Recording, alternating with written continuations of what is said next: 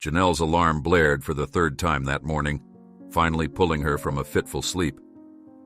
She groaned, her hand blindly searching for the phone on her cluttered nightstand.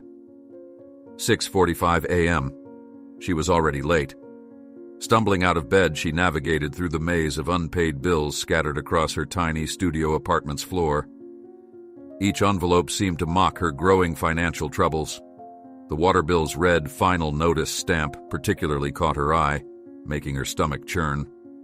Before facing another day at her soul-crushing office job, Janelle settled at her desk, opening her laptop. The blank document stared back at her, cursor blinking rhythmically like a metronome counting her failure.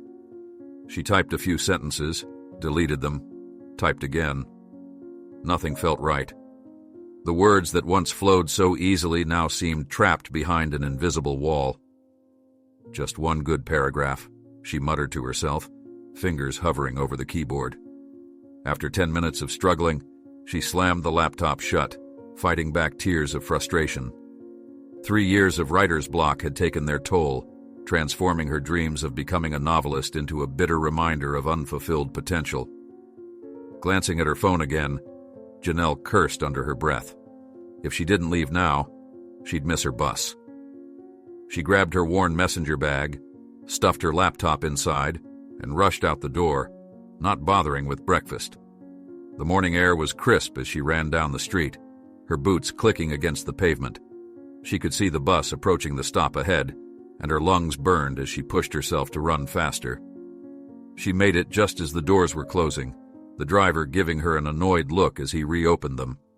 The bus was packed, as usual. Janelle squeezed her way through the crowd, finally finding a spot to stand near the middle. Her legs ached from running, and her shoulder already hurt from the weight of her bag. At least she'd made it. That's when she noticed him. An elderly gentleman standing near the front, gripping the overhead rail with trembling hands. He wore a well-worn tweed jacket and carried a leather briefcase that had seen better days. There was something dignified about his bearing, despite his obvious physical discomfort. Janelle looked down at her tired feet, then back at the old man. She thought about her deadline-filled day ahead and how much she needed to rest. But something in the man's eyes, a familiar kind of weariness, made her decision for her. "Excuse me, sir," she called out, maneuvering through the crowd. "Would you like my seat?" The old man turned, and for a moment their eyes met. There was something peculiar in his gaze, a spark of intelligence and curiosity that seemed to peer right through her. His smile was gentle but knowing, as if he'd been waiting for this exact moment.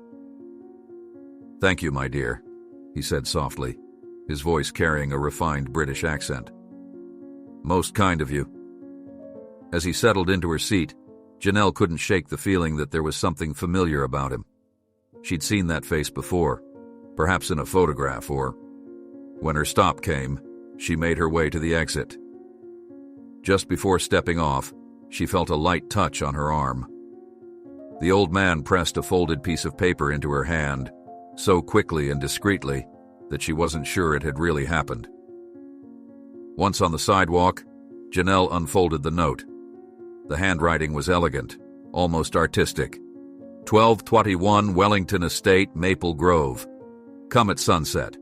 A simple act of kindness deserves its own story.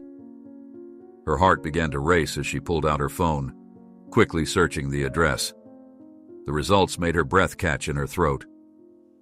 Wellington Estate, home of Arthur Wellington, the renowned author who had mysteriously disappeared 5 years ago. The same Arthur Wellington, whose books had gotten her through her troubled teenage years. Memories flooded back of nights spent under her covers with a flashlight, devouring his novels, finding solace in his words when reality became too harsh. Could it be? She stared at the note again, debating whether to go. Her sensible side said to ignore it. What kind of person follows mysterious instructions from strangers on buses? But the writer in her, the part that had been dormant for so long, stirred with curiosity. After work, her feet carried her to the address almost of their own accord. She stood before an imposing iron gate, beyond which loomed a Victorian mansion surrounded by overgrown gardens. As she pushed the gate open, her heart pounding, she noticed the front door was slightly ajar, as if someone was expecting her. The weathered oak door creaked eerily as Janelle approached. Autumn leaves skittered across the stone pathway at her feet, dancing in the fading sunlight. Through the gap in the doorway, she could make out the dim glow of what appeared to be antique wall sconces, illuminating a grand foyer. She glanced back at the street behind her, suddenly aware of how the gathering dusk cast long shadows across the estate's grounds. The rational part of her mind screamed that this was exactly how horror stories began, but something stronger pulled her forward, the same instinct that had made her offer her seat on the bus that morning. Gripping her messenger bag tightly against her side, Janelle raised her hand to knock. Before her knuckles could touch the wood, the door swung inward with a low groan, revealing a cavernous entrance hall adorned with ornate portraits and Persian rugs that had clearly seen better days. "Hello?" she called out, her voice sounding small in the vast space. I received a note." Only silence answered, broken by the gentle ticking of an unseen clock. As Janelle stepped inside, the floorboards creaked beneath her feet, and the door slowly closed behind her with a soft click. Arriving at the Wellington Estate's door had seemed like the end of her strange journey. But standing in that dim hallway, Janelle realized it was only the beginning. Janelle's hand trembled as she pushed the heavy oak door, which creaked open with an ominous sound. The late afternoon sun cast long shadows through the tall windows of the entrance hall, illuminating a collection of formal family portraits that lined the walls. Their stern faces seemed to follow her every movement as she stepped inside. The grandeur of the mansion's interior took her breath away. Crystal chandeliers hung from ornate ceilings, and antique furniture dotted the space with an air of old money and literary prestige. The scent of leather-bound books and furniture polish filled her nostrils. "Can I help you?" A sharp voice cut through the silence. A tall woman in her 40s wearing a tailored blazer descended the main staircase. Her perfectly coiffed hair and rigid posture screamed old money, but her eyes held a hint of suspicion. "I'm Janelle Porter. I received this note," Janelle began, fishing the mysterious paper from her bag. "Elizabeth Wellington," the woman interrupted, barely glancing at the note. "And you say someone gave this to you?" Before Janelle could respond, another woman emerged from what appeared to be a library. Younger, with softer features but equally expensive taste in clothing, she approached with curious eyes. "Margaret Wellington," she introduced herself with a slight smile. "James's wife. I couldn't help but overhear. You mentioned a note?" The tension in the room shifted as Margaret spoke, and Elizabeth's jaw visibly tightened. There was clearly no love lost between these two women. Heavy footsteps echoed from another room, and a man in his 30s stormed in, his disheveled appearance a stark contrast to the women's polished looks. "What's this about a note?" His voice was gruff, almost hostile. "James," Margaret said softly, reaching for his arm, but he shrugged her off. "Another one of Dad's games?" James spat the words. "How many more people is he going to drag into this mess?" "Your father has his reasons," Elizabeth stated coldly, but her hands were clenched at her sides. Janelle stood frozen, watching the family dynamic unravel before her eyes. The tension was palpable, years of resentment hanging in the air like thick smoke. "Actually, I do have my reasons," came a familiar voice from behind them all. Janelle turned to see the elderly man from the bus standing in the doorway, his presence commanding immediate attention. In the mansion's lighting, she could now clearly see his features match those in the portraits, Arthur Wellington himself. You're really him," Janelle whispered, her literary hero standing before her. Arthur's eyes twinkled with the same warmth she'd noticed on the bus. "Indeed I am, my dear, and you showed me kindness without knowing who I was. The purest form of generosity." He approached her, pulling an old leather-bound journal from his coat. "This belongs to you now." "Father, you can't," Elizabeth protested immediately. "That diary contains—" "Exactly what needs to be shared," Arthur cut her off firmly. "Janelle has earned it." James let out a bitter laugh. "Of course. Another stranger gets access to our family's secrets while we're left in the dark." Janelle clutched the diary to her chest as Elizabeth took a threatening step forward. The older woman's eyes were fixed on the journal with an intensity that made Janelle take a step back. "This is madness," Margaret murmured, but made no move to intervene. "The diary stays with her," Arthur declared with finality. "She'll know what to do with it." Feeling the weight of hostile stares, Janelle carefully placed the diary in her bag. Her heart was racing as she backed toward the door, mumbling a thank you to Arthur. The last thing she saw before hurrying out was James's scowl, Elizabeth's rigid posture, Margaret's worried expression, and Arthur's serene smile, a tableau of family dysfunction frozen in the grand entrance hall. Back in her apartment, Janelle opened the diary and found a message that made her blood run cold. "If you're reading this, I'm probably already dead." Her fingers trembled as she traced the words written in faded ink. The handwriting was different from what she'd expected, more delicate, feminine even. She flipped through the pages, discovering entries dating back decades, punctuated by pressed flowers and old photographs. The sound of her phone ringing made her jump. Unknown number. "Hello?" she answered cautiously. "The diary doesn't belong to you." Elizabeth's voice was ice cold. "Return it immediately and we'll forget this unfortunate incident." "Your father gave it to me," Janelle replied, trying to keep her voice steady. "My father is not in his right mind. He disappeared for 3 years without a word, and now he's giving away family heirlooms to strangers. Does that sound rational to you?" Janelle glanced at the diary. A loose photograph slipped from between its pages, a young woman with Arthur's arm around her shoulders, but it wasn't the same woman from the portraits in the mansion. "I need time to think," Janelle said. "You have until tomorrow morning. After that, our lawyers will become involved." The line went dead. Janelle sank into her worn armchair, the diary heavy in her lap. The mysteries of the Wellington family were spread before her, waiting to be uncovered. But at what cost? The message on the first page seemed to pulse with newfound urgency. "If you're reading this, I'm probably already dead." She turned the page and began to read. Janelle's hands trembled as she read the first page of the diary over and over again. "If you're reading this, I'm probably dead." The words seemed to float off the aged paper, making her apartment feel suddenly colder. She pulled her blanket tighter around her shoulders and continued reading, unable to stop herself from diving deeper into the Wellington family's past. The early entries revealed a family fractured by success and expectation. Arthur's wife, Caroline, had documented everything: the fights over publishing rights, the growing distance between father and children, the slow deterioration of what had once been a loving family.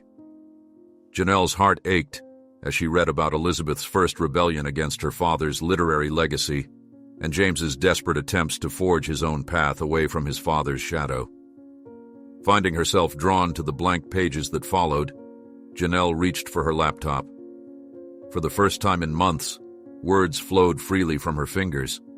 She began writing her own stories, weaving them between Caroline's entries, creating a tapestry of past and present. Her tale of the bus encounter with Arthur took shape, followed by stories of other small acts of kindness she'd witnessed over the years. The sharp ring of her phone cut through her writing trance. Elizabeth Wellington's name flashed on the screen. "You need to return that diary immediately." Elizabeth's voice was cold, controlled. "You have no right to possess our family's private property." "Arthur gave it to me," Janelle replied, her voice steadier than she felt. "My father is not in his right mind. Return it, or there will be consequences." The line went dead before Janelle could respond. Shaken, She opened her laptop and began researching Arthur's previous disappearance. News articles from 5 years ago painted a picture of a literary giant vanishing without a trace, leaving his family and publishers in chaos. Later that afternoon, while seeking refuge in her favorite coffee shop, Janelle looked up to find James Wellington sliding into the seat across from her. His resemblance to the young Arthur in Caroline's photos was striking. "The rights to my father's books have been in dispute for years," he said without preamble. "That diary you're holding? It could destroy what's left of our family." Janelle noticed his hands were shaking slightly as he spoke. "I'm not interested in destroying anything," she said softly.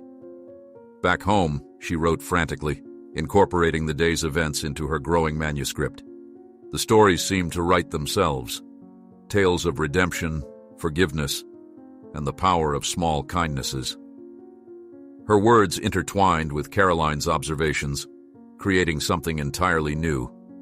A thick envelope slipped from between the diary's pages as she turned them. Inside was a weathered photograph, showing Arthur with an unknown woman, both of them smiling at something off camera. The date on the back was from 30 years ago, long before Caroline's death. Before Janelle could examine it further, she heard a noise at her door, the unmistakable sound of someone trying to pick the lock. Her heart pounding, she shoved the diary and photo into her bag and headed for the fire escape. As she climbed down, she could hear her apartment door opening above. Without looking back, she ran to the nearest hotel, her bag clutched tightly to her chest. The diary's secrets felt heavier with each step. In the safety of her hotel room, her phone buzzed with a new message. Opening it, her blood ran cold. There on her screen was a photo of the original diary, its worn leather cover unmistakable, proving that what she possessed was merely a copy. She zoomed in on the photo, noticing subtle differences between the diary in her possession and the one in the image. The leather binding was slightly different, and the corners showed different wear patterns. But the handwriting inside, she'd stake her career on it being authentic, Caroline Wellington's script. A second message arrived. "Now you know. Meet me at the Wellington Library tomorrow at noon if you want answers. Come alone." The number was blocked. Janelle spent the night in the hotel room, alternating between writing and examining every detail of her diary. Each page seemed to reveal new layers of the Wellington family drama. There were entries about Elizabeth's early writing attempts, crushed under Arthur's unintentional criticism, notes about James's descent into rebellion, and Margaret's calculated efforts to secure her position in the family. But between these darker moments, Caroline had documented countless small acts of kindness. Arthur secretly funding his children's projects under different names, Elizabeth defending James to their father. Even Margaret's quiet support of the family during their hardest times. Janelle kept writing, adding her own observations and stories. She wrote about the subtle shift in Arthur's eyes when she offered him her seat on the bus, about the way James's hands shook in the coffee shop, about Elizabeth's voice catching slightly during her threatening call. Another call came in near dawn, Margaret this time. "You don't understand what you're involved in." Margaret's voice was steel wrapped in silk. "That diary contains things that should stay buried, for everyone's sake."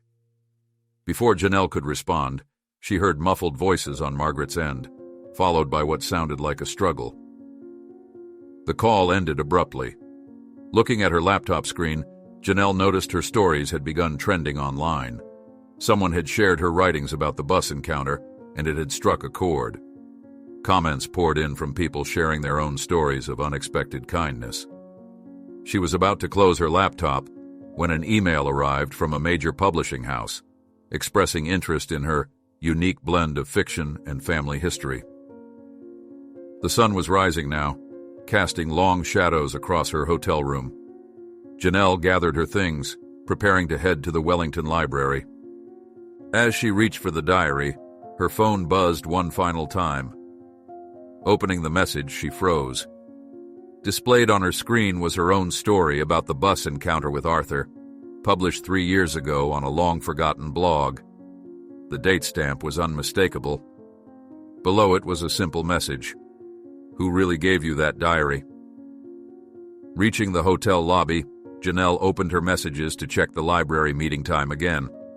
Instead, she found a new message with an attachment, a photo of the original diary, proving beyond doubt that what she had was a copy.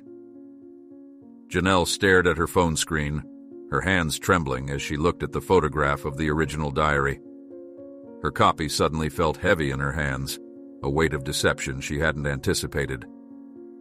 The morning sun filtered through the hotel room's thin curtains, casting shadows across the weathered pages she'd been poring over for days. A text message buzzed. Central Park, 10 a.m., come alone. A. She found Arthur Wellington sitting on a bench, feeding pigeons with the same gentle demeanor he'd shown on the bus. His silver hair caught the sunlight, making him appear almost ethereal. I suppose you have questions, he said without looking up. Why me? Janelle asked, clutching the diary copy. Of all people, why choose me? Arthur finally turned to face her, his eyes twinkling with the same mysterious gleam she'd noticed that first day. Because you gave up your seat, without expecting anything in return. Simple acts of kindness are rare these days, Janelle. And rare things have power. He explained how he'd watched her writing career from afar, following her struggled attempts to publish, seeing her potential beneath the rejections. The diary, he continued, is both truth and fiction, much like life itself. Before Janelle could press further, her phone buzzed again. Her stories, the ones she'd written in the diary, were trending online. Someone had photographed and shared them, sparking a viral movement about everyday acts of kindness. The comments section overflowed with people sharing their own stories of unexpected generosity. Miss Morris! A sharp voice cut through her conversation with Arthur. Elizabeth Wellington's lawyer approached with purposeful strides.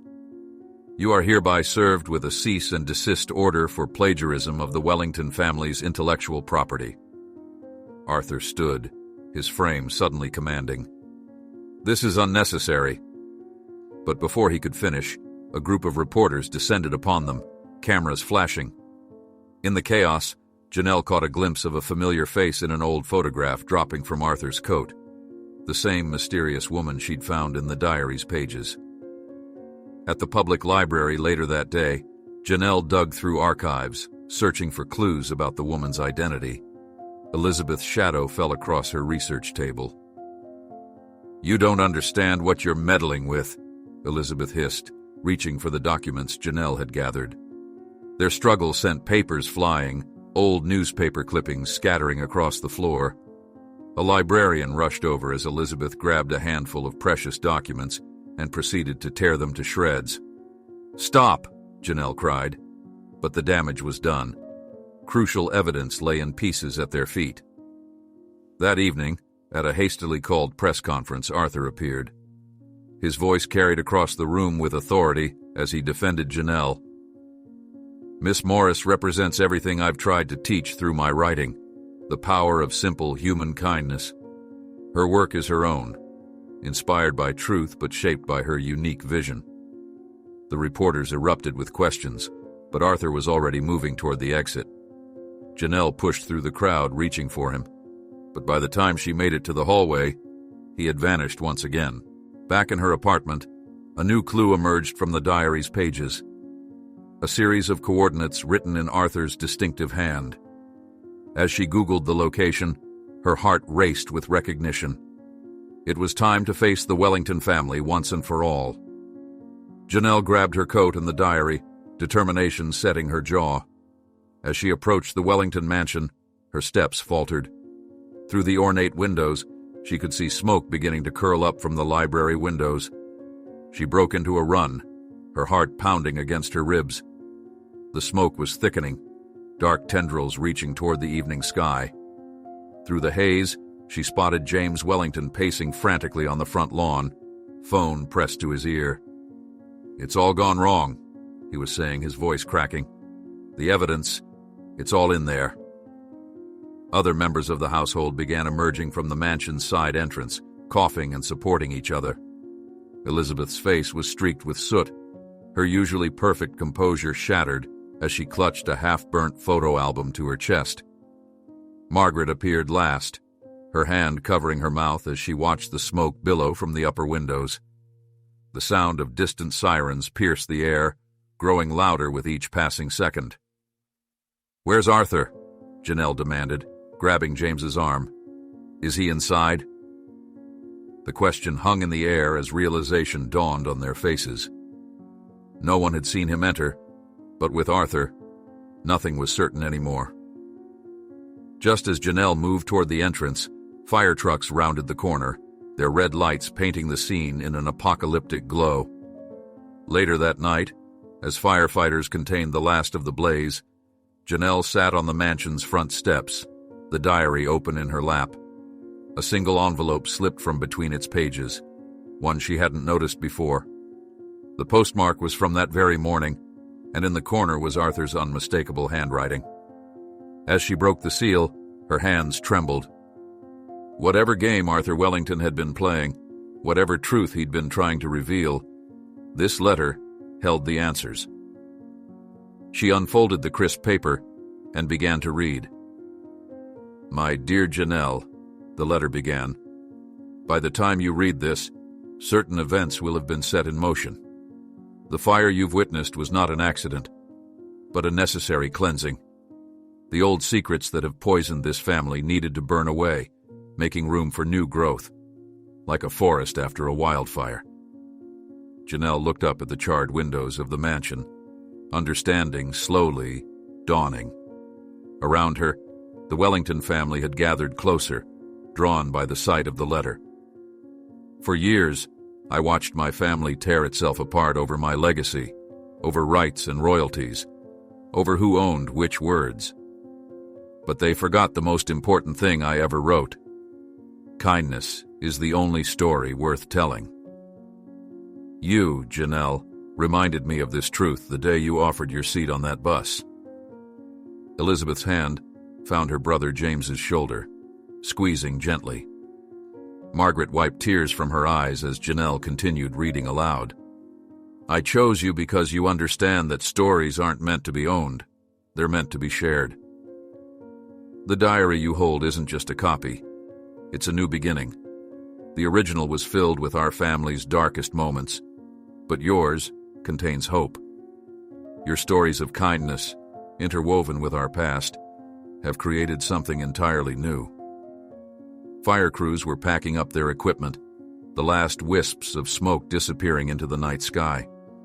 The letter's final paragraphs made Janelle's voice catch in her throat. "Let the ashes of the old Wellington legacy fertilize the soil for something better. The truth was, never in the documents that burned today. It was in the simple act of one person showing kindness to another. Continue writing, Janelle. Continue sharing. Continue being the person who gives up her seat on the bus." The letter was signed simply, "With gratitude, Arthur Wellington."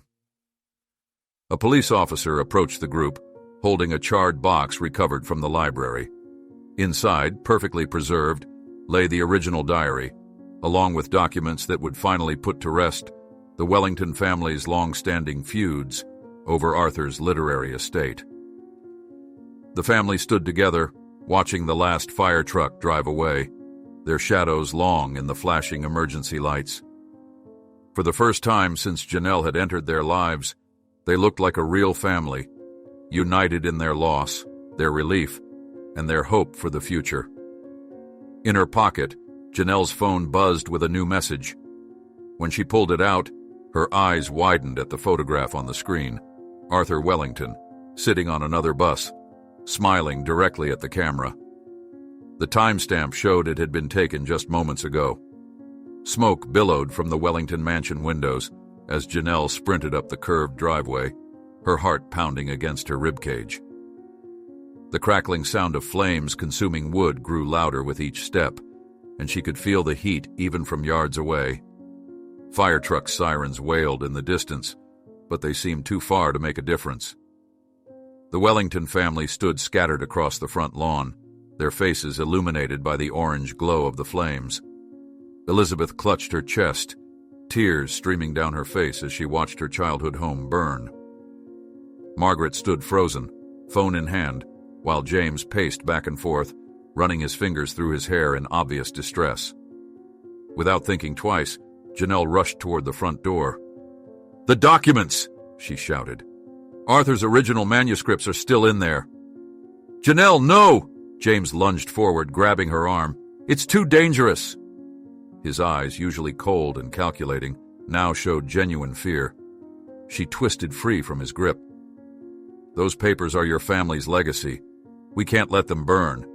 Before anyone could stop her, she pulled her scarf over her nose and mouth and darted inside. The heat hit her like a wall, and smoke stung her eyes immediately. Keeping low, she navigated through the familiar hallway toward Arthur's study. The portraits on the walls, witnesses to generations of Wellington history, were already being consumed by flames. The study door was hot to the touch, but not yet on fire.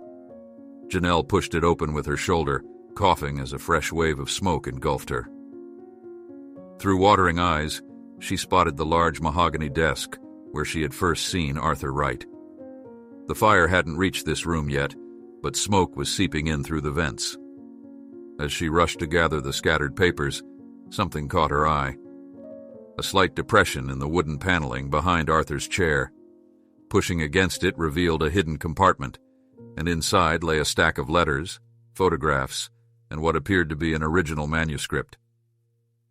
Heavy footsteps approached from behind. "Stop!" James's voice was hoarse from the smoke. "You don't understand what you're doing." Janelle spun around, clutching the documents to her chest. "These belong to your family, James. Why are you trying to destroy them?" "Because they'll destroy us." His face contorted with anguish. "Those papers contain secrets that would tear this family apart completely. That's why I started the fire." The confession hung in the smoke-filled air between them. Outside, the fire trucks had arrived, their sirens drowning out the roar of the flames. Elizabeth appeared in the doorway, coughing violently. "James, what have you done?" She stumbled toward them, her face streaked with soot and tears. "I had to protect us," James pleaded. "Father's reputation, our inheritance, everything depends on keeping those secrets buried." Elizabeth grabbed Janelle's arm. "We need to get out now. The floor beneath us could collapse any minute." As they hurried toward the exit, Janelle noticed James's shoulders slump in defeat. He followed them out, no longer trying to stop her from saving the documents. They emerged into the chaos of firefighters battling the blaze, emergency vehicles' lights painting everything in alternating red and blue. The family gathered around them as Janelle placed the rescued papers on the hood of a car, safe from the water now being sprayed on the mansion. For the first time since she'd known them, the Wellingtons stood together without tension or hostility. They watched their home burn, united in loss and, perhaps, relief. James stepped forward, his voice breaking. "I'm sorry," he said, looking at each family member in turn. "I thought I was protecting us, but I was just protecting my own guilt. Those papers, they show how I've been embezzling from Father's royalties for years." Margaret reached for his hand, surprising everyone. "We all have secrets, James. Maybe it's time we stopped hiding them." As the fire gradually came under control, Janelle watched the family begin to heal, sharing tears and hesitant embraces. Among the rescued papers, she noticed something that made her heart skip a beat. A letter, in Arthur's unmistakable handwriting, dated that very day. The weight of exhaustion suddenly hit Janelle as she leaned against a fire truck, still clutching the rescued documents. The adrenaline that had propelled her into the burning mansion began to fade, replaced by the sharp sting of smoke in her lungs and the trembling of her limbs. Elizabeth approached her, holding a bottle of water. "You risked your life for our family's history," she said softly, pressing the cool bottle into Janelle's hands. "I don't know how to thank you."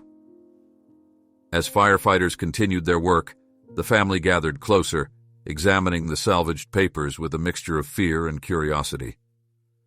James stood slightly apart, his face a mask of shame and relief.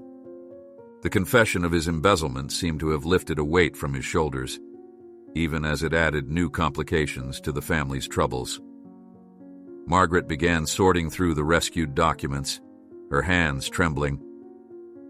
"There's so much here we never knew about," she whispered. Letters between Arthur and Charlotte from before they were married, original drafts of his first novel, and... She paused, pulling out a thick envelope. Financial records. James flinched, but didn't move away. "Everything's there. Every penny I took, every manipulation of the accounts. I couldn't bear the thought of failing in Father's eyes, of being the only Wellington who couldn't make it on his own." The family's reaction surprised them all. Instead of anger, there was understanding in their eyes. Elizabeth stepped forward and embraced her brother, followed by Margaret. Years of tension began to dissolve in the face of honest vulnerability. As the flames died down and the smoke cleared, Janelle watched the Wellington family begin to piece themselves back together. The mansion might have been damaged, but something more important had been salvaged from the ashes: truth, forgiveness, and the possibility of healing. Among the papers saved from the fire, Janelle discovered a letter in Arthur's handwriting, dated today. Her heart nearly stopped as she unfolded it, sensing that even now, the mysterious patriarch of the Wellington family had more surprises in store.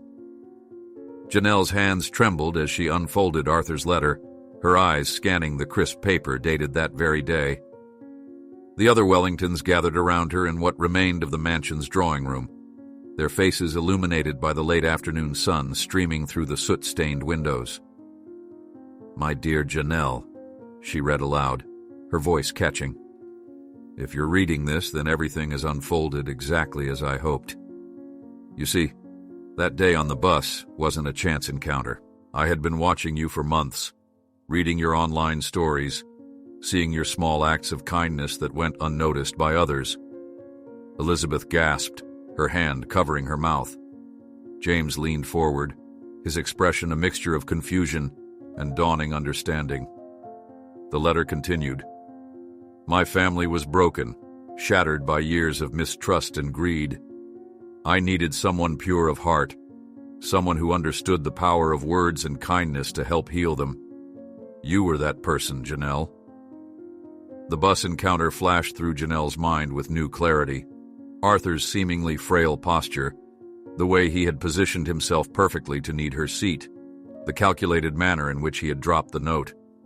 It had all been orchestrated. "I knew my children wouldn't listen to me directly," she read on. "They needed to learn through example, through someone who could show them what really matters." The diary was never just a diary. It was a bridge between past and present, between broken and whole. Margaret, who had been standing by the window, moved closer. "Father planned everything," she whispered, more to herself than the others. "Even the fire?" Janelle continued reading. "Each page of that diary contains not just stories but lessons.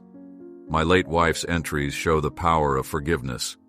Janelle's new stories demonstrate how kindness ripples outward. The diary was meant to bring you together, to make you see what you were losing in your fights over my legacy." Elizabeth stepped forward, tears streaming down her face. "All these years, I thought I was protecting your work, Father, but I was destroying our family instead." She turned to her siblings. "I'm so sorry." Margaret reached for Elizabeth's hand. "We all contributed to this mess. I've been holding on to secrets that should have been shared long ago." She looked at James. "Like how your father actually wanted you to manage his literary estate, not me. I kept that letter hidden because I was jealous." James slumped into a chair, running his hands through his hair. "And I've been sabotaging everything because I thought you all saw me as worthless." Janelle watched as years of hurt and misunderstanding began to melt away. She pulled out her laptop, opening the document where she'd been collecting her stories. "Maybe it's time I shared something too," she said softly. "These are the stories I've been writing, inspired by your family's journey." For the next hour, she read tales of redemption, forgiveness, and healing. The Wellingtons listened, occasionally wiping away tears or reaching for each other's hands. Even James, who had caused so much pain, found himself sharing his own stories of regret and hope. "We should publish these," Elizabeth said suddenly. "All of them. Mother's diary entries, Janelle's stories, our own accounts. Show the world how a family can heal." "Not just publish," James added, standing up with newfound purpose. "I want to make this right. I'll pay for all the damage I caused, and we can use the proceeds to start a foundation, helping other families heal through storytelling." As the sun began to set, the family gathered around the old mahogany table, beginning to plan their future together. Janelle watched as they worked, their voices now warm with love instead of sharp with anger.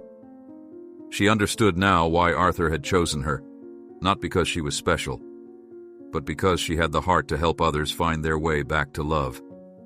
The family spent hours sharing memories, planning the book, and imagining their new shared future.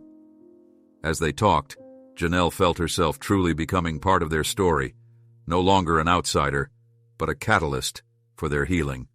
Just then, Arthur Wellington appeared in the doorway of the rebuilt mansion, standing tall and proud as he watched his restored family together. The room fell silent as Arthur stepped inside, his shoes echoing against the wooden floor. His eyes were bright with unshed tears as he looked at his gathered family. "My dear children," he said softly, walking towards them. "And Janelle, you've done more than I ever hoped possible." Elizabeth rushed to him first, throwing her arms around her father. James and Margaret followed, creating a tight family embrace that spoke of years of longing. Janelle stood back, watching the reunion with a full heart. "I couldn't fix us myself," Arthur explained, his voice thick with emotion. "We needed someone who could show us how to be kind again, someone who could remind us what family truly means." He extended his hand to Janelle, inviting her into the circle. "You gave us that gift." The rest of the evening unfolded like a dream. Arthur sat in his old armchair, listening as his children shared their revelations and plans. He nodded approvingly at the idea of the foundation, smiled at Elizabeth's publishing proposals, and beamed with pride when James spoke of making amends. "Your mother would be so proud," he said, touching the diary that lay open on the table. "She always believed in the power of words to heal." As midnight approached, the family gathered in the kitchen, sharing a late meal of delivered pizza, a far cry from their usual formal dinners, but somehow more meaningful. They laughed about old memories, cried over lost time, and began to forge new bonds. Janelle watched her own story take shape among theirs, her writer's block long forgotten. She had found her voice in helping others find theirs. The words flowed freely now, filling page after page with hope and possibility. As the family dispersed for the night, each heading to their old rooms now cleared of smoke damage, Janelle checked her phone one last time. There, waiting in her inbox, was another mysterious message. The air stood still as Arthur Wellington appeared in the doorway of the rebuilt mansion. His familiar silhouette, backlit by the setting sun, brought tears to Elizabeth's eyes. James, who had been arranging books in the newly restored library, dropped the volume he was holding. The thud echoed through the halls, breaking the spell of silence that had descended upon them all. "Father," Elizabeth whispered, her voice trembling as she took a hesitant step forward. Arthur's eyes, kind but carrying the weight of his calculated absence, swept across the room, taking in the faces of his children and Janelle, who stood frozen among them. "I believe it's time we talked," Arthur said, his voice carrying the same gentle authority that had first captured Janelle's attention on the bus.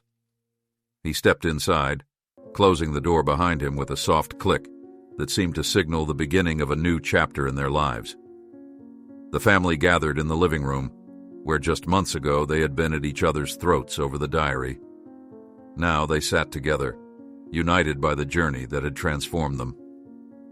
Arthur took his place in his old leather armchair, its surface newly restored after the fire, "I watched you all," he began, "through every step of this journey. The fire, the fights, the healing. I saw how Janelle's presence catalyzed the change I had hoped for but couldn't achieve on my own." He turned to Janelle, his eyes twinkling. "You exceeded every expectation I had when I chose you that day on the bus." Margaret, who had been standing by the window, moved closer. "You planned all of this? The diary, the disappearance, everything?" Arthur nodded slowly. "A family divided by literature needed to be united by it too. I couldn't bear to see my legacy become the weapon that destroyed what I held most dear." James leaned forward, his face showing a mixture of admiration and lingering guilt. "But why not just talk to us directly? Why the elaborate scheme?" "Would you have listened?" Arthur asked gently. "Sometimes the truth needs to arrive through unexpected channels to be heard." The family spent hours talking, really talking, for the first time in years. Arthur explained how he had watched their conflicts escalate, how he had searched for someone who could help heal the wounds that words had created. He shared stories of his time away, of following their lives from a distance, of the pain of watching them drift apart. Janelle sat quietly, absorbing everything, her writer's mind capturing every detail. The publishing house had already shown interest in her manuscript, a story that wove together the Wellington family drama with her own journey of discovery. Arthur turned to her with pride. "You found your voice," he said. "The writer's block that plagued you when we met has transformed into something beautiful." Elizabeth, who had once threatened legal action over the diary, now sat beside Janelle, helping her organize notes for the book launch. "We need to share this story," she said. "Not just our family's story, but the message about how kindness can heal." The day flowed into evening, and as the sun set, Margaret arranged dinner for everyone in the dining room. The table, once a battlefield of bitter arguments, now hosted loving exchanges and shared laughter. James proposed a toast, his hand steady as he raised his glass. "To new beginnings," he said, "and to the power of unexpected kindness." They discussed plans for the future, the book launch, the foundation they would establish, the ways they would use their platform to spread the message of healing through literature. Arthur listened with evident satisfaction as his children spoke of collaboration rather than competition. "The Wellington legacy," he said, "was never about the books themselves. It was about the power of stories to change lives." Janelle felt a profound sense of belonging as she sat among them, watching the family she had helped piece back together. Her own story had become inextricably linked with theirs, and her writing had finally found its purpose. As the evening drew to a close, Arthur pulled her aside. "You still have more to learn," he said with a knowing smile, "and more to teach." The next morning, on the eve of the book launch, Janelle found a new mysterious note on her desk. The note sat innocently beside her morning coffee, its edges crisp and white against the dark wood of her desk. The handwriting was different from Arthur's familiar scrawl, yet it carried the same air of purpose that had marked the beginning of her journey. Elizabeth knocked on Janelle's office door, her arms full of marketing materials for the launch. The excitement in her eyes dimmed slightly when she noticed Janelle's fixed gaze on the note. "Everything all right?" she asked, setting down the materials. "More than all right," Janelle replied, finally lifting her eyes from the paper. "Your father's influence seems to be spreading." Throughout the day, the mansion buzzed with activity. James had transformed from the angry rebel into a passionate advocate for their cause, working tirelessly to organize reading programs for underprivileged children. Margaret moved through the rooms with purpose, coordinating with the event planners and ensuring every detail of tomorrow's launch would be perfect. The newly established Wellington Literary Foundation was already receiving applications from aspiring writers seeking mentorship. Arthur spent hours in his restored study, personally reviewing each submission, his eyes lighting up whenever he discovered a promising voice. Janelle sat with him, learning from his decades of experience. Writing isn't just about putting words on paper, he explained, gesturing to the pile of submissions. It's about recognizing the power those words have to change lives. That evening, the family gathered for their final dinner before the launch. The dining room glowed with warm light, and conversations flowed freely. Elizabeth shared her plans for expanding the foundation's reach, while James discussed the impact their story had already had on other fractured families who'd heard about it. "Tomorrow," Arthur announced, raising his glass, "we don't just launch a book, we launch a movement." Later that night, as Janelle prepared to leave for her apartment, she caught her reflection in one of the mansion's restored mirrors.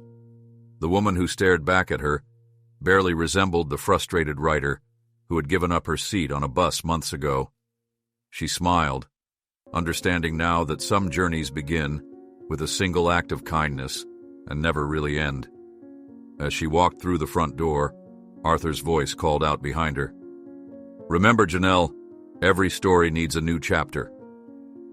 The significance of those words would become clear the next morning when she would discover just how far the ripples of their shared journey had spread and how many lives had already been touched by their tale of healing and redemption. "The Wellington name will stand for something different now," Margaret had said earlier that evening. "Something bigger than books and royalties." Standing on her apartment's balcony that night, Janelle reflected on the incredible chain of events that had led to this moment. Her phone buzzed with messages from early readers, sharing how the preview copies had affected them. Each message reinforced what Arthur had known all along, that stories had the power to mend what was broken. Janelle's hands trembled as she unfolded the mysterious note that had been slipped under her door. The familiar handwriting, elegant yet slightly shaky, belonged to Arthur. "Start your own chain," it read simply, causing her heart to skip a beat. After everything they'd been through, she understood precisely what he meant. The next morning, she bought coffee for the person behind her in line. That afternoon, she helped a mother with her stroller up the subway stairs. Small acts, building up like the words in her book, which now sat prominently displayed in bookstore windows across the city. The launch event at Wellington Manor exceeded all expectations. The restored building gleamed under crystal chandeliers, its walls now adorned with framed excerpts from both the original diary and Janelle's editions. As she stood at the podium, she saw faces in the crowd that reflected the very essence of her journey. The Wellington family, no longer fractured but united, and dozens of strangers whose lives had already been touched by the advance copies of her book. "The power of kindness," she began, her voice steady despite her racing heart, "isn't in grand gestures. It's in the smallest moments, the choices we make when no one is watching." Her eyes met Arthur's, who sat in the front row, nodding gently. The first reviews started pouring in through social media. Readers shared their own stories of how the book inspired them to create ripples of kindness in their communities. A woman in Seattle wrote about reconciling with her estranged sister after reading the chapter about Elizabeth and James. A teacher in Boston started a kindness journal project with her students, inspired by the Wellington Diary. James, who had once tried to destroy everything, now channeled his energy into establishing the Wellington Literary Foundation for young writers. Elizabeth organized weekly reading circles where people shared their own stories of transformation. The mansion's library, once a battlefield of family disputes, became a sanctuary for aspiring writers. Margaret, who had initially resisted change most fiercely, surprised everyone by starting a mentorship program. "Sometimes," she told Janelle, "we need to see kindness in action to believe in it ourselves." Arthur watched it all unfold with quiet satisfaction. "You've exceeded every expectation," he told Janelle one evening as they sat in his study. "I chose you on that bus because I saw something in you. Not just talent, but the capacity to understand that stories can heal." The Wellington Literary Prize was announced at a gala event designed to recognize works that promoted social change through storytelling. Janelle sat on the selection committee, reading submissions that brought tears to her eyes. Tales of reconciliation, forgiveness, and the transformative power of simple acts of kindness. The movement spread beyond literature. Companies began incorporating kindness initiatives inspired by the book. Schools developed curricula around the concept of passing forward good deeds. The Wellington name, once associated with mystery and dysfunction, became synonymous with positive change. Janelle found herself writing more freely than ever before. Her creative block had dissolved, replaced by a steady flow of stories that seemed to write themselves. She started a blog documenting real-life acts of kindness, which quickly gained a devoted following. The Wellington family hosted monthly dinners where readers were invited to share their experiences. The dining room, once silent and tense, now rang with laughter and conversation. James often led these gatherings, his previous anger transformed into passionate advocacy for literary outreach programs. One particular evening, as Janelle watched multiple generations of Wellingtons interact with guests, she realized that the diary's power had extended far beyond its pages. It had become a living document, continuously growing through the stories of those it touched. During the book's launch week, she visited schools and community centers, sharing not just her story, but encouraging others to start their own chains of kindness. The response was overwhelming. Children started kindness journals, elderly readers reconnected with estranged family members, and countless small acts of generosity multiplied across the city. As she signed copies of her book at the main launch event, each person who approached her counter had a story to share, how they'd been inspired to reach out, to forgive, to begin again. The line stretched through the bookstore and out onto the street, each waiting reader holding not just her book, but their own tales of transformation. A young woman approached Janelle's signing table, clutching a worn copy of the book already filled with sticky notes and annotations. "You won't believe this," she said, her eyes bright with emotion. "But my story begins exactly like yours. On a bus, with a simple act of kindness." The young woman, barely in her 20s with bright red hair and earnest eyes, pulled out a small notebook. "I was having the worst day of my life," she continued. "Lost my job, my apartment was being sold, and I felt completely alone. Then this elderly gentleman on the bus started having trouble with his balance." Janelle's hand froze over the book she'd been about to sign. The parallel was uncanny. "I gave him my seat, even though I was exhausted. He thanked me and handed me this." She showed Janelle a familiar-looking note, written in elegant handwriting. "It led me to write my own stories of kindness, and somehow they found their way to people who needed them most." Throughout the evening, more connections emerged. A teacher from Brooklyn had started a kindness journal program that had transformed her troubled classroom.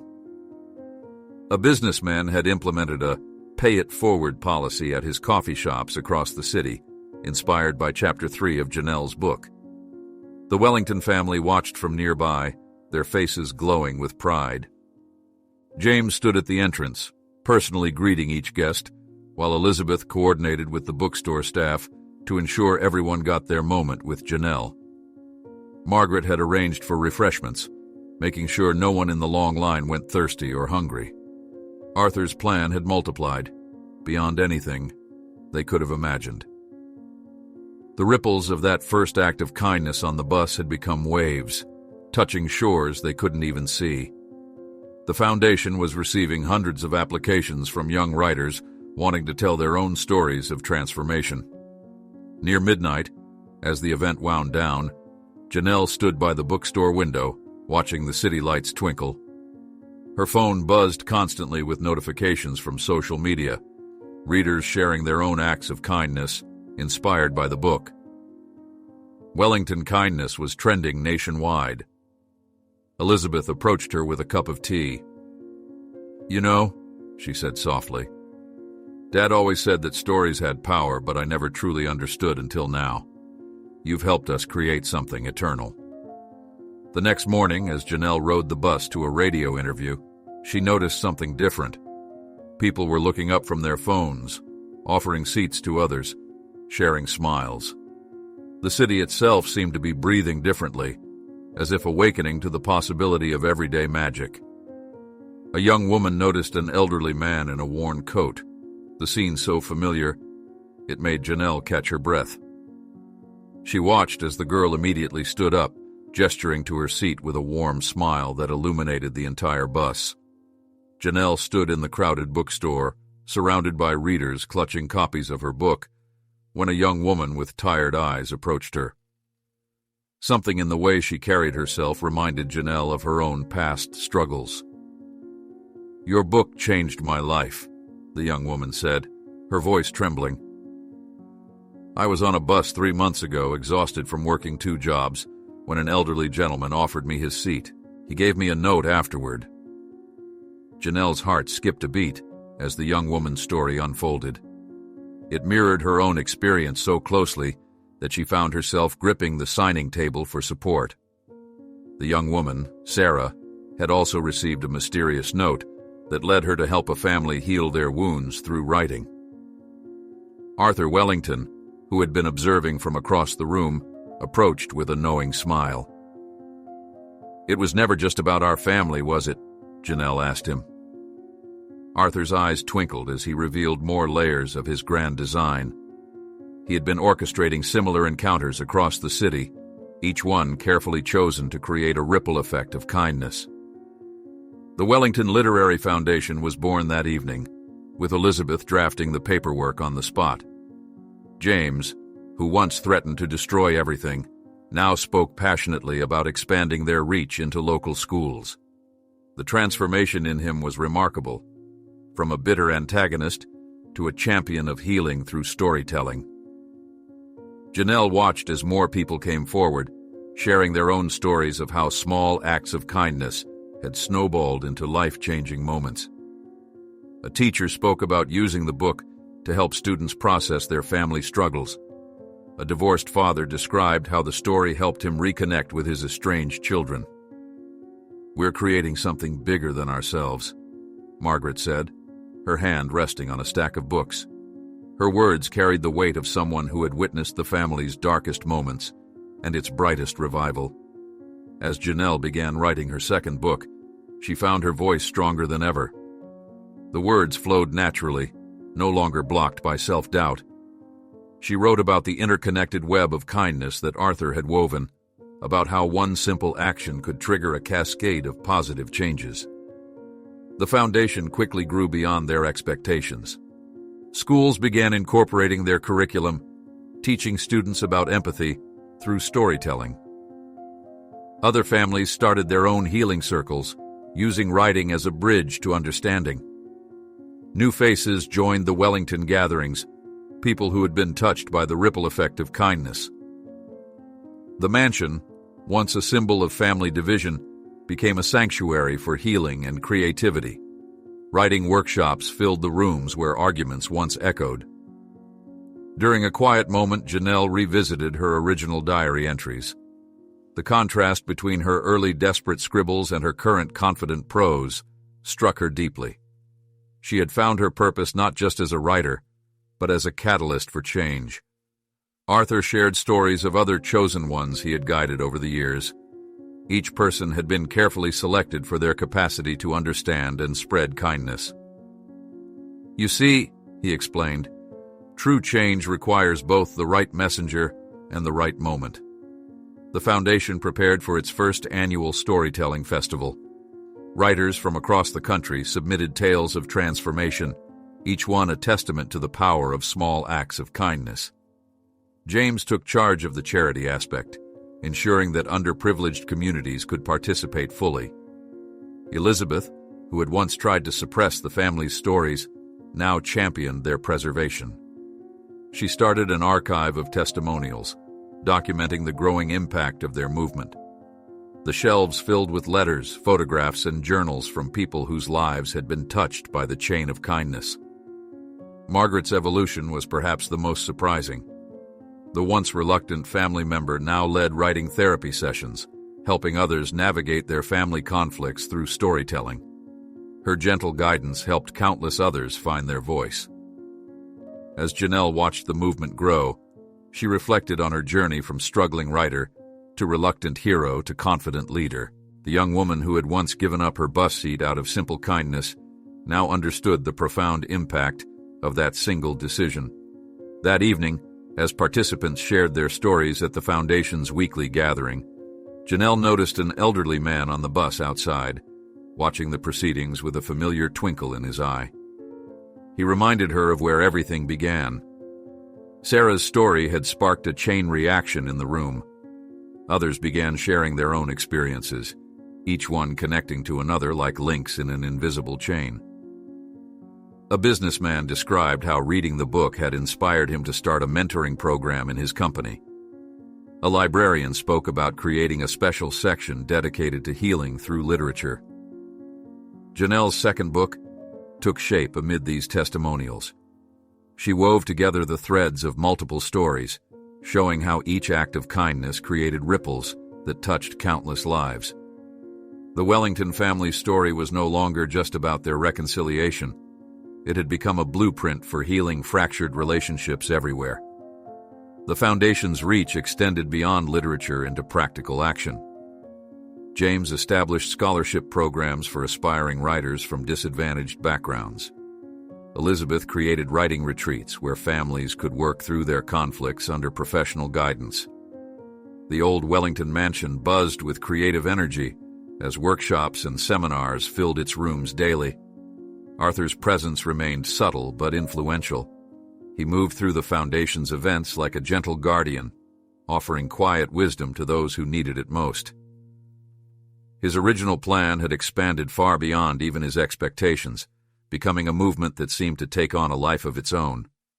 During one particularly moving session, a teenage girl read a story about reconnecting with her estranged father through shared journal entries. The room fell silent as she described how the simple act of writing had bridged years of misunderstanding. Margaret, watching from the back, wiped away tears. She had been the one to suggest the journaling technique. As the Foundation prepared for its first international conference, stories poured in from around the world. People wrote about how the ripple effect of kindness had crossed oceans and cultures, creating connections in unexpected places. Janelle found herself at the center of a global network of healing and hope. The family dynamics within the Wellington clan had transformed completely. Regular Sunday dinners became a tradition again, with new members joining the table each week. The conversations that once centered on bitter disputes now focused on plans for expanding their impact and reaching more people in need. One evening, as Janelle left the Foundation's offices, she caught sight of a bus passing by. Through its window, she noticed an elderly gentleman giving up his seat for a young woman carrying a notebook. Her heart swelled with recognition. The cycle was continuing, just as Arthur had envisioned. Returning to her desk, Janelle picked up her original diary, its pages now worn with use. She smiled at her first tentative entries, remembering the scared and uncertain writer she had been. The transformation wasn't just in the words on the page, but in the countless lives those words had touched. Through the window, Janelle noticed an elderly man on the bus, reminding her of where it all began. Janelle stood on the crowded bus, her hand gripping the metal pole as the vehicle swayed through the morning traffic. Her published book weighed heavily in her bag, a constant reminder of how far she had come. As her eyes swept across the passengers, they landed on an elderly gentleman who had just boarded, his hands trembling slightly as he tried to maintain his balance. Without hesitation, she moved toward him. "Sir, please take my spot." The simple act brought a flood of memories. That fateful day when she had offered her seat to Arthur Wellington, unknowingly setting in motion a chain of events that would transform not only her life, but an entire family's legacy. The old man's grateful smile mirrored Arthur's from that day, and Janelle felt a familiar warmth spread through her chest. As she made her way to the back of the bus, she pulled out her phone, finding a message from Elizabeth about the Wellington Foundation's latest literary initiative. Later that afternoon, The Wellington mansion buzzed with activity. The library, restored after the fire, had become a sanctuary of reconciliation. Arthur sat in his favorite armchair, surrounded by his children, grandchildren, and the countless lives touched by their shared journey. Who would have thought, James mused, helping Margaret arrange refreshments for their weekly writing workshop, that one simple act of kindness could lead to all this? His transformation from the antagonistic son to a champion of charitable causes remained one of the most powerful testimonies to their story. Elizabeth, now heading the Foundation's educational programs, spread out plans for their next project across the antique desk. We've received requests from 12 more schools wanting to participate in the creative writing program, she announced, her eyes bright with purpose. Janelle watched the scene unfold, her heart full.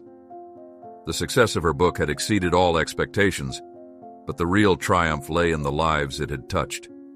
Stories poured in daily from readers who had found healing through their own acts of kindness, inspired by the Wellington tale. Arthur approached her, his steps slower, but his spirit as vibrant as ever. "You've done more than just continue my legacy, Janelle.